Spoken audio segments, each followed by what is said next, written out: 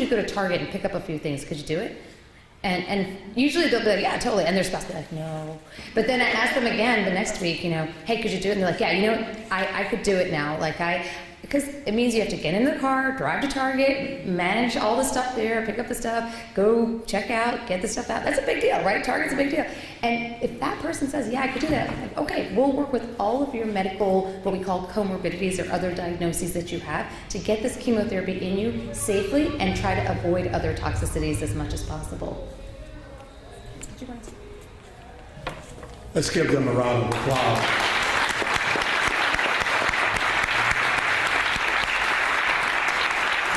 Now, we still have those of you who came in late, their tables set up. Get up now, browse around, and go get some of the information because we're trying to keep this thing on time. So if you haven't gotten some of the packets of information that's available, you need to get your blood pressure checked while you're here, please do so. And Nicole, where are you? Okay. Nicole's going to introduce our next speaker, Dr. Leo. Thank you. So I am so excited and honored to introduce Dr. Leonid Pravoverov. Dr. Leo came to us from Russia to the U.S. in '93, was interested in internal medicine initially, but then had a special interest in nephrology, specializing in diseases and care of the kidneys. He currently serves as our chief of nephrology for Kaiser Permanente East Bay, so that's for both the Oakland and the Richmond medical centers. And he and his team also serve as medical directors for Kaiser patients who are receiving dialysis at our local DaVita dialysis centers. So he just reminded me before the session today that he knows this neighborhood very well, he knows our patients in our community very well, and takes care of our patients who get their dialysis even right here at the DaVita at Eastmont Mall. So this is like coming home for him and is really part of his passion because he is really most happy when he's caring for others. So I'm happy to hand the mic off to Dr. Leo.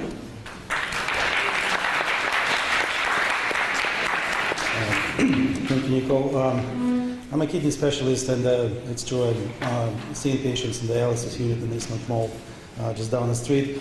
To tell you how much prevalent and how important knowledge about multiple myeloma in the African American community. I have 70 patients in that facility that I'm around and I'm taking care of, and 3 of them are African American men with multiple myeloma and a kidney disease that resulted in requiring dialysis because of multiple myeloma.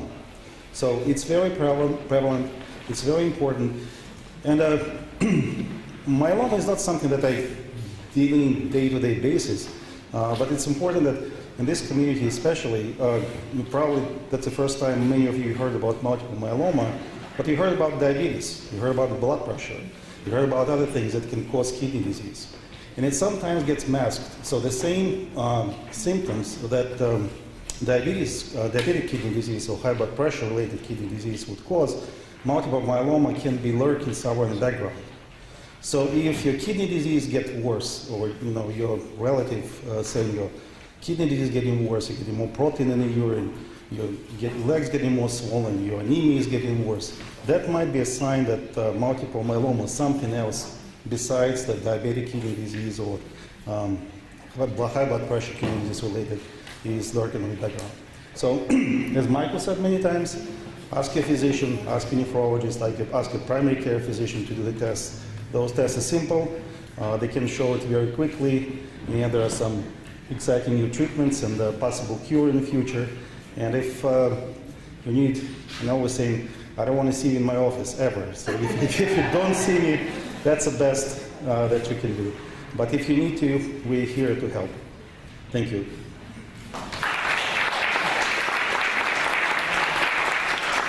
Any questions? All right.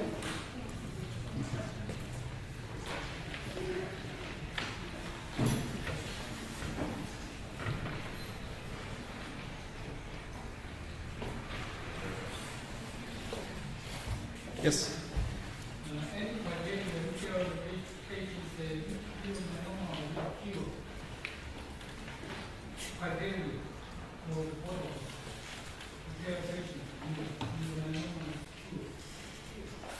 Actually, it's probably a question for oncologists, not for kidney specialists. Oh, were you asking if anybody's ever been cured?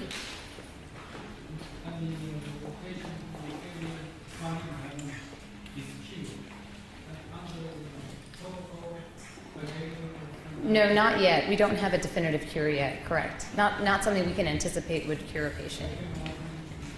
We don't know yet, but all of that is being examined. Yeah, all of that is being examined to see if it could be a marker of cure, but only time will tell on that. Yes, this question is for you, Dr. Green. Okay. I'm so glad that you are here from my health system, Kaiser Permanente. Does Kaiser cover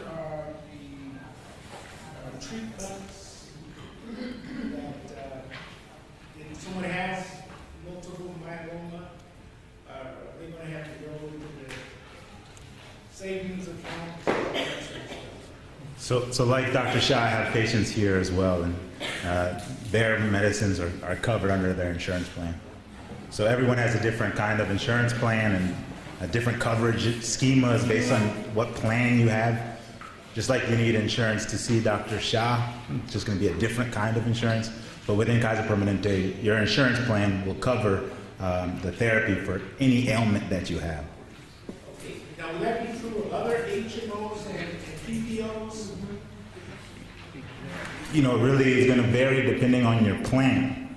And so I hope that most people have coverage for therapies that will improve their lives and extend their lives. And it just kind of depends on what plan you have. I don't know if Dr. Shah wants to talk about other kind of insurance packages and what she's seen in her clinic. We should leave Trump care alone? Yeah, everybody should vote. Don't forget to vote this weekend. Thankfully, I mean, we're so lucky here in the U.S. that many of the insurance companies do, including Medicare, do cover what we would consider to be the state-of-the-art first-line standard care for multiple myeloma. Again, some of it is a little bit difficult with the pills because they're outpatient medications and those tend to have a different coverage structure. But for example, in Europe, you can't get these drugs except for on clinical trials. So we're really fortunate to have that here in the US and we want you to take advantage of that. I haven't had a problem getting most of my drugs covered. Have you?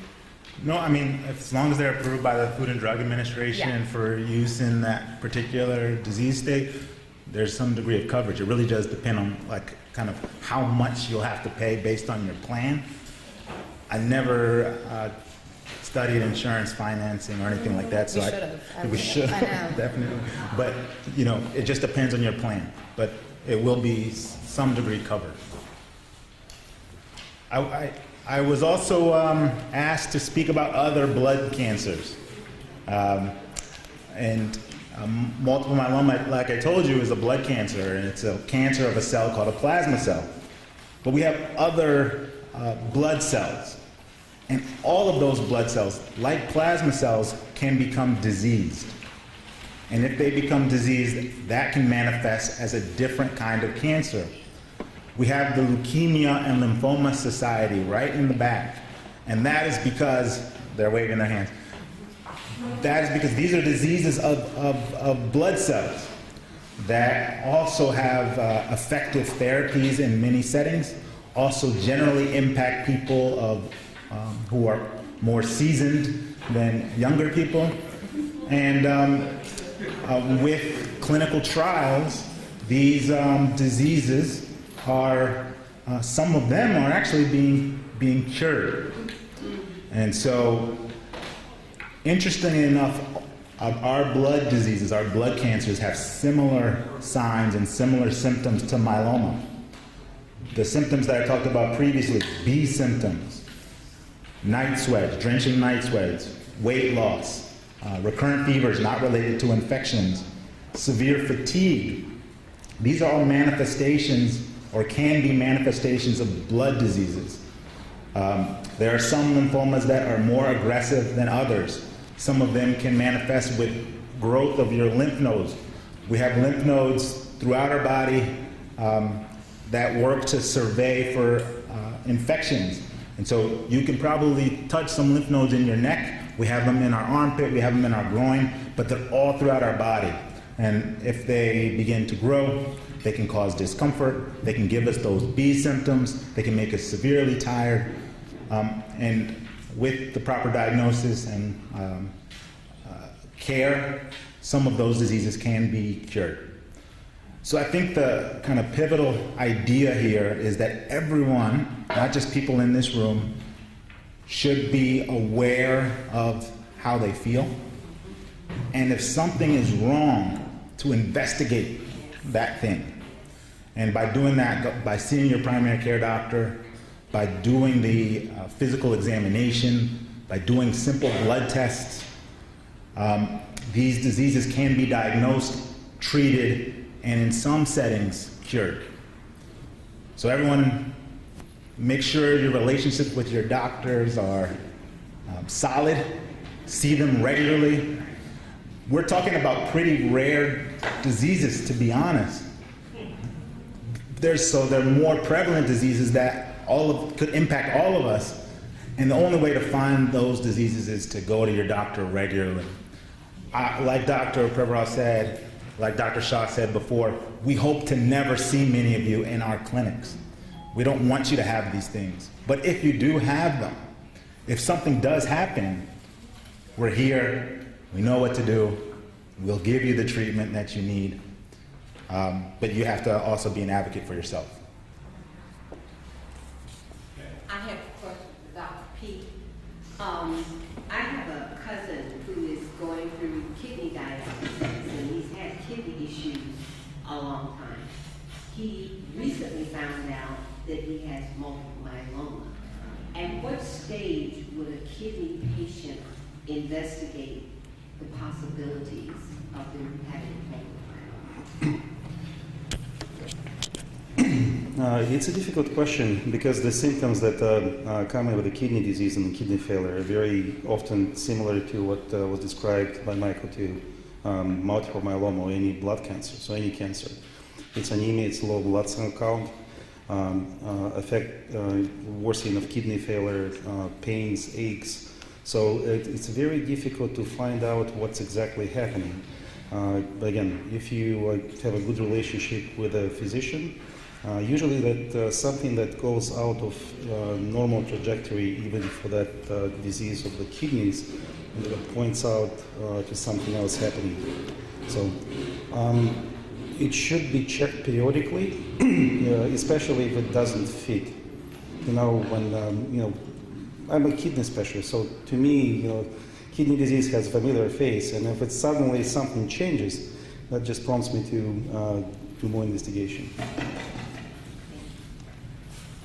So the kind of people who are on dialysis chronically and develop myeloma are different than the people who acutely have renal failure. So if you end up on dialysis out of nowhere, one of the things that will be investigated is multiple myeloma. If you catch myeloma early, even if you have some degree of renal impairment to the point where you need dialysis, and you catch it early, you can free yourself from dialysis in many of those scenarios. So that's why awareness and detection, diagnosis, and treatment are important in the setting of dialysis. So chronic dialysis is a little different. You've been on it for years. It's unlikely that myeloma therapy will free you from dialysis in that setting.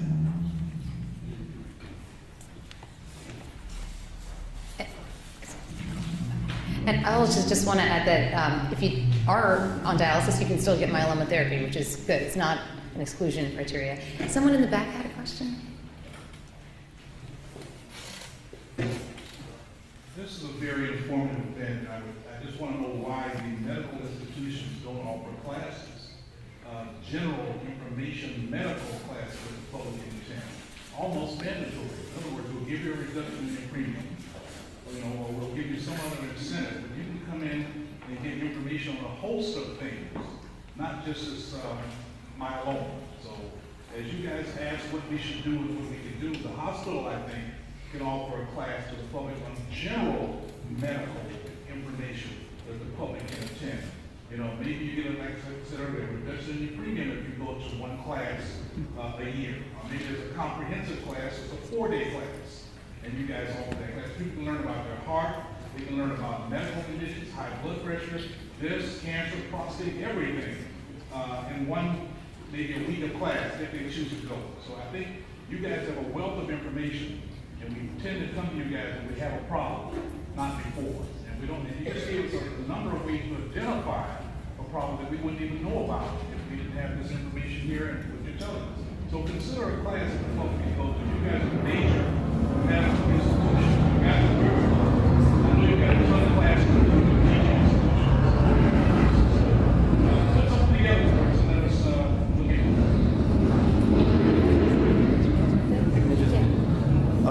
I just want to make a plug. You're absolutely right. The medical information sharing and medical education is something very important.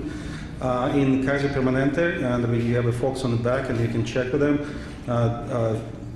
Patient education and the medical education department is located usually on the entrance on every facility, and it's free. And there are multiple classes for healthy living, for healthy diet, for kidneys, kidney disease, heart disease. And there are support groups for multiple different conditions, including cancers and malignancies. So please come in and take advantage of those offerings. So we all are going to die. We all are going to die. So what I need to know is how does the medical community, you guys, view that multiple myeloma usually hits in the 60s, you know, and we're looking at one foot in the grave and the other foot on the road again. How do you look at multiple myeloma and other diseases? You know, they can be short term, you know, 6 months or less if you're not treated, 5 years if you are. How do you look at it being any different than the natural diseases that cause the illness? That's a tough question. Yes, well, it's true. We are all going to die. And actually, cancer is becoming the #1 killer. So maybe multiple myeloma is a less common cancer, but every other cancer does exist there. 60 is the new 50, 70 is the new 60. You know, we're all living longer because of advances in healthcare. So we don't see getting cancer as a death sentence. We see it as something, another challenge that we have to overcome, just like having a disability or going through something in your life, which all of us have to go through at some point. So we never want anyone to think if they're diagnosed with myeloma that we're just going to give up and say it's not even worth it. We want to give everybody a chance to make it to their next life goal. Do you want to ask that? I'll just say that we're people, we're clinicians, and we went into this field or these specialties in order to help people. It doesn't mean that when you come into our clinic, you have to do what we recommend. And so part of that care is assessing what is valuable to the individual. For some people, even if they're 70, they still would like an extra amount of time to spend with their family, their loved ones, their community, to do more in life. And so we offer that. For people who desire it. There are some people who come into our clinics who don't want to experience the side effects from our treatments, and all of our treatments do have side effects. Some of them are less severe than what you think about with chemotherapies, but all of them have side effects that we can manage. And if you opt, if the person, the individual opts not to pursue treatment, we still walk with them, and we still care for them, and we do whatever we can to help them navigate whatever time they have left. But if you're presented with a dire situation, a medical person is just a navigator, someone to help you kind of decide on what's right for you as an individual. And sometimes that's not pursuing treatment. There's a bigger conversation about healthcare resources and the changing environment for our healthcare system and how our financial institutions are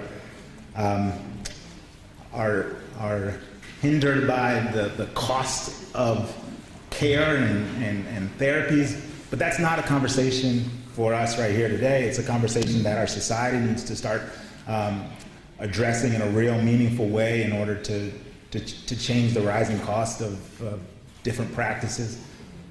But that's a bigger question for a different day, and like Nina said,